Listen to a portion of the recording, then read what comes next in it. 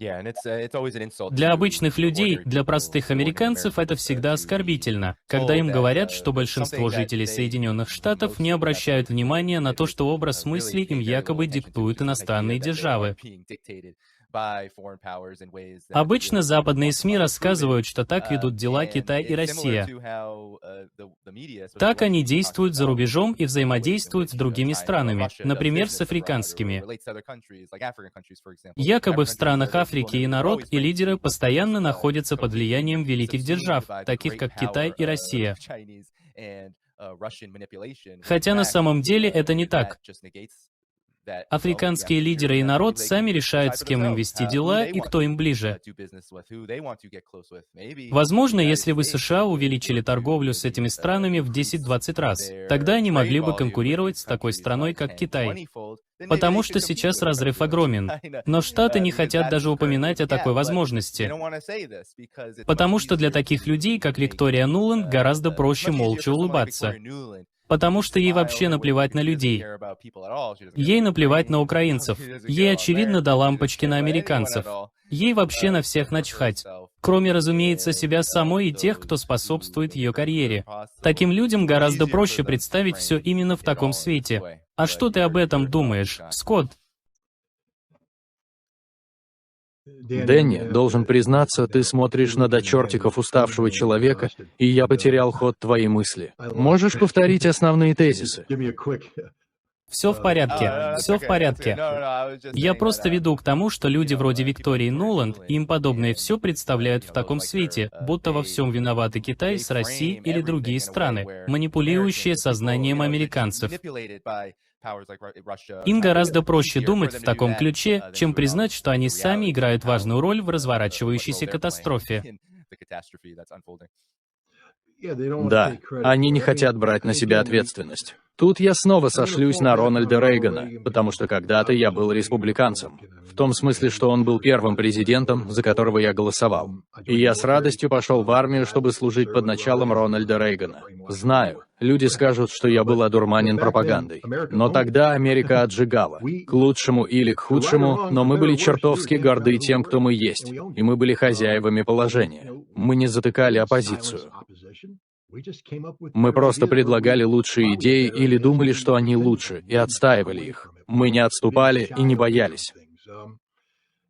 Мы участвовали в идеологической войне с Советским Союзом. И это требовало от нас агрессивной пропаганды за рубежом. И мы это делали. И по какой-то причине победили. Тогда у нас был другой образ мышления. Мы не боялись собственной тени. А сегодня наши политики не могут красиво продать Америку. Они способны лишь подавлять оппозицию. Ты знаешь, я небольшой поклонник Дональда Трампа. Я не раз говорил об этом. Знаю, многим его сторонникам я не нравлюсь, потому что говорю правду. Мне действительно не нравится, как он себя ведет и какие речи толкает. Это не по-президентски. Но скажу вот что. Этот сукин сын защищает Америку. Что бы ни случилось, при любом раскладе, он горой за США. Он защищает страну. Всегда и везде, что бы ни учудила Америка. А его оппоненты не поддерживают нашу страну. Наоборот, они нападают на тех, кто осмеливается критиковать Америку за существующие в ней проблемы. Узнать подробнее о проблемах Америки можно в телеграм-канале Depa News.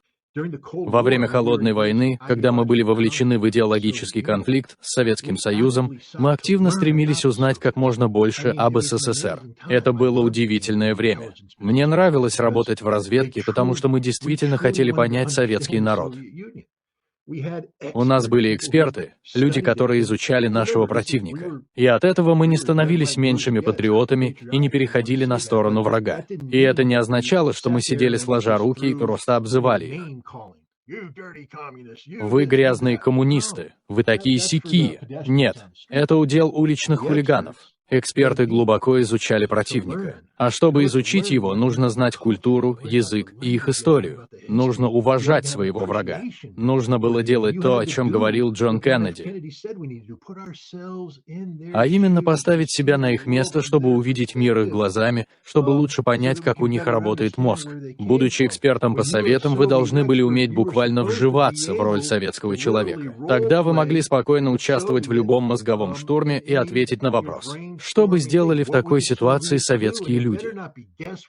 И это не должно было быть просто догадкой или обзывалкой. Они редиски, поэтому поступят вот так и сяк. Правильно было бы ответить, я думаю, вот так, потому что я изучал вот этого генерала. Он учился в таких-то и таких-то академиях под руководством такого-то человека. Доктрина заключается в том-то и том-то. С культурологической точки зрения советский человек ответит вот так. И вот вы пытаетесь представить их, стараетесь понять их образ мыслей, чтобы объяснить, как бы повели себя советские люди. Как бы повели себя советские люди? Разумеется, утеплились бы перед наступающими холодами. Обновляем гардероб вместе с Великорос. Практичный и удобный джемпер Великорос непременно должен поселиться в каждом гардеробе. Джемпер сшитый из качественного плотного хлопка, который приятно прилегает к коже и создает максимальный комфорт для вашего тела.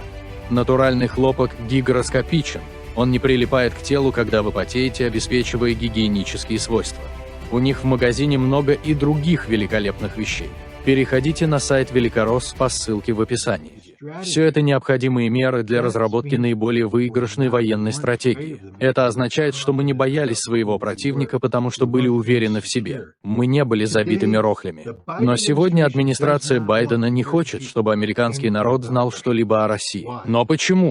И тем более не хотят, чтобы американский народ знал что-либо о Китае. Как думаешь, почему? Да потому что мы боимся России и Китая. Мы боимся того, какими они стали. Они не соответствуют тем стереотипным представлениям, которые мы о них составили. Я все еще в процессе изучения Китая, но Господь мой брокер. Какие же чистые у них улицы. А какой общественный транспорт? Вот чего не хватает нам в наших городах. А слышал про их высокоскоростные железнодорожные магистрали? Это просто потрясающе, но это не все. Помню, пару лет назад одной из главных проблем в мире энергетической безопасности был переход на альтернативные источники энергии. И Китай был одним из первых, кто откликнулся. Они заявили, что достигнут нулевого уровня выбросов углерода. Я забыл, в каком году они это заявили, но с точки зрения западных стран это были какие-то совершенно нереальные сроки. Китай добавил, но прежде чем мы это сделаем, мы продолжим строить угольные и нефтяные электростанции. Мы все еще будем выбрасывать углекислый газ. Тогда все решили, что китайцы не всерьез и ничего у них не выйдет. Но Китай не сдался и, продолжая строить традиционные электростанции для поддержания экономики, параллельно развивал альтернативную энергетику, используя возобновляемые источники энергии. Таким образом, когда они ее запустят, то смогут без ущерба для себя отказаться от ископаемого топлива. А на Западе мы что-то такое делаем? Нет. А что мы делаем? А мы пошли по стопам Германии. Немцы у себя закрыли все угольные электростанции и угольные шахты. А затем понавтыкали кучу ветряных турбин, которые не вырабатывают достаточно энергии. Поэтому им приходилось покупать российский газ. Но потом им говорят, а ну взрывайте трубопровод. И все. Нет больше российского газа. И остались они с ветряными турбинами. Теперь они не могут обеспечить себя энергией и вынуждены снова запускать угольные электростанции. Это же бред какой-то. Опять же, я не эксперт, но я посмотрел на уровень загрязнений китайских городов. Еще лет 10 назад их горизонт представлял собой небоскребы, утопающие в дыму, облаках ядовитого газа, смога и прочих загрязнений. А взгляни на эти же города сейчас. Они чисты, как горная роса. Почему? Ну, я не знаю точное количество электромобилей в Китае, но они там повсюду. Китайцы просто помешаны на электромобилях. У меня тут недалече недавно построили станцию техобслуживания, где установили зарядки для электромобилей Tesla. Ну или, может, это универсальные зарядки. Так что даже если у вас не Tesla, но есть зарядная станция, то вы тоже можете подзарядиться. Но все понимают, что это не очень удобно. У меня нет электрокара, но я живо представляю, как неудобно заряжать машину. Это не то же самое, что залил бензин и поехал. Это очень неудобно. Но в Китае все иначе. Опять же, не надо меня цитировать, я только слышал. Но вот, допустим, у меня есть электромобиль, и я собираюсь в путешествие. Как всегда, планирую поездку. Допустим, я путешествую по стране. Еду в Нью-Йорк. И знаю, что по пути мне придется заправлять бак. Поэтому я примерно прикидываю, где будут заправки. Все рассчитываю заранее. В Китае вы тоже знаете, как далеко сможете проехать на одной зарядке. И все рассчитываете. То есть едете своей дорогой и просто заранее звоните на заправку или СТО и говорите: «Здорово, еду на подзарядку». Вам отвечают: «Хорошо». И вы подъезжаете на своем электрокарчике, заезжаете на станцию, и все готово. Это быстрее, чем заправлять бак бензином. Старую батарею вынули, новую вставили и поехали. Потом старую батарею уносят, заряжают, а вы едете своей дорогой. И это до крайности эффективно. Мы не хотим говорить об этом в Америке, потому что нам стыдно за то, какие мы есть. Обычно говорят, что грязь в нашем метро — это российская пропаганда. Может, но что это меняет? Это правда, да, такое тоже возможно. Ты же в курсе, что в Соединенных Штатах проблема с правдой? Приведу пример. В Тампе проходит один судебный процесс, и судья начал давать определение обвинению. И один из обвиняемых возразил, что то, что судья назвал дезинформацией, на самом деле правда. На что судья ответил: дезинформация — это не вопрос достоверности информации. Дезинформация — это то, что противоречит политике США. А в телеграм-чате DP News нет никакой дезинформации. Только ваше мнение и настоящая свобода слова. То есть, по сути, судья говорит, что мы, американцы, виновны в дезинформации, если осмеливаемся критиковать наше правительство за его действия. Потому что только правительство имеет право давать определение правде. А если мы этой правде противоречим, значит, занимаемся дезинформацией. Все, что нам говорят о России, буквально все. И я могу с уверенностью это утверждать, потому что знаю Россию. Все, что нам говорят о России, это откровенная ложь. Как нам с этим бороться? И дело ведь не только в политиках, Дэнни. Дело в системе. Моя дочь окончила Джорджтаунский университет по части дипломатической службы. Это элитное учебное заведение, где готовят лучших дипломатов. Они будут формировать будущее Америки в условиях глобализации. Именно здесь вы должны изучать мир. Но в Джорджтауне сегодня учат не этому. И я говорю это сотрудникам Джорджтаунского университета. Если вы нас смотрите, то знайте, вы штампуете клонов. Это все, что вы делаете. Вы не учите людей думать. Я смотрел и изучал учебный план моей дочери. Она все делала сама, но я работал с ней, и мы вместе обсуждали то, как ее учат и чему учат. Вы не поощряли свободное мышление. Вы поощряли конформизм.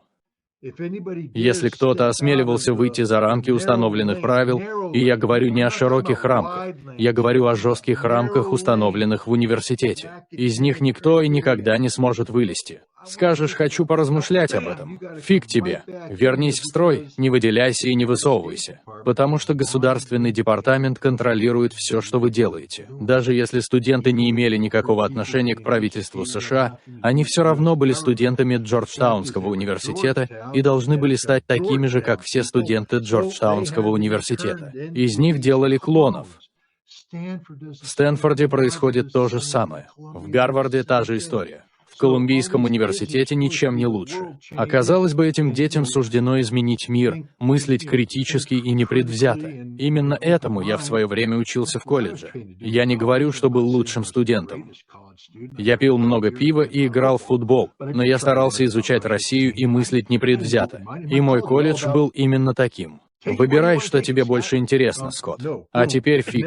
Жесткие рамки, ни шагу в сторону. И вот теперь эти люди попадают в систему, которая представляет собой что-то типа стены с круглыми отверстиями, и ты должен вписаться в нее и стать круглым. Если не вписываешься, тебя выбрасывают. Вот в чем беда. Возвращаясь к первоначальному вопросу, именно поэтому Виктории Нуланд все сходит с рук. Потому что никто не бросает ей вызов. Когда она лжет, все просто кивают. И поэтому все сходит с рук Майклу Макфолу. Потому что система не предусматривает никаких проверок. Когда я был в армии, было по-другому. Тогда весь процесс разработки и внедрения политики был основан на непрерывном противостоянии. Нельзя было просто прийти, вякнуть что-то и ожидать в ответ. Как скажешь, босс. Мы твои послушные зомби. Ты должен был прийти и первым делом бросить вызов. А потом ждать обратную связь. Офицеры бы подумали и заявили: «Ты говоришь, что знаешь это. А откуда? И лучше бы тебе иметь заготовленные ответы, потому что в противном случае вон со сцены. Да, я знаю, потому что читал вот что. А тебе в ответ: да, это ты читал. А вон то, или это. Да, читал, и все сюда принес. И бум! Вот ты уже ведешь один из самых интеллектуальных разговоров, который только можно себе представить. И это я говорю про группу офицеров морской пехоты. Это были самые умные беседы, которые я когда-либо вел. Я бывал во многих местах и встречался со многими умными людьми. Мы сидели в офицерском клубе в 29-м полку с группой лейтенантов и капитанов морской пехоты и обсуждали мировые события, потому что они ничего не принимали как должное. Они не были конформистами и бросали вызов всему. Я был офицером разведки и рассказывал о мировых событиях, а эти ребята со мной спорили. У нас был настоящий интеллектуальный диспут, и мне это нравилось. Как же мне это нравилось. Сейчас такого нет. Ты конформист и соглашаешься со всем. Вот почему Виктория Нуланд может говорить все, что хочет, и ее не выгоняют ни со сцены, ни из Вашингтона. Мы чертова овечья нация. Да. Согласен, и это становится все более серьезной проблемой, особенно в последние несколько десятилетий. Все, о чем ты говоришь, чистая правда. Я готов подтвердить. Я же был в Китае, и про электрокары и общественный транспорт — это чистая правда. Они реально там массово ездят. Это дезинформация, Дэнни. Только вот цифры говорят сами за себя. Даже западные СМИ признают, что в Китае около 60% всех автомобилей — это электрокары. Китайцы даже шутят про то, что у них в стране повсюду установлены миллионы зарядных станций для удобства подзарядки своей ласточки. Они могут быть в любом торговом центре или гараже. Зарядки стоят буквально везде. И в Китае миллионы таких станций по всей стране. Это не секрет, и из этого они делают чего-то глобального. В этом просто есть смысл, и все. Так гораздо эффективнее и дешевле, и у их автомобилей вполне доступная цена. И причина, по которой они стоят достаточно мало, заключается в том, что производство электрокаров обходится гораздо дешевле, чем производство обычных автомобилей. Китай не добывает собственную нефть, поэтому гораздо проще производить электромобили, чем покупать нефть на мировом рынке, где действуют жесткие санкции, и потом заливать в бак запредельно дорогой бензин. Для Китая это реальность. А мы даже не можем себе представить такого в Соединенных Штатах, потому что люди, подобные Виктории Нуланд, обладают властью. Они пользуются поддержкой тех, кто зарабатывает на этом большие деньги, и получают политические привилегии, распространяя настоящую дезинформацию.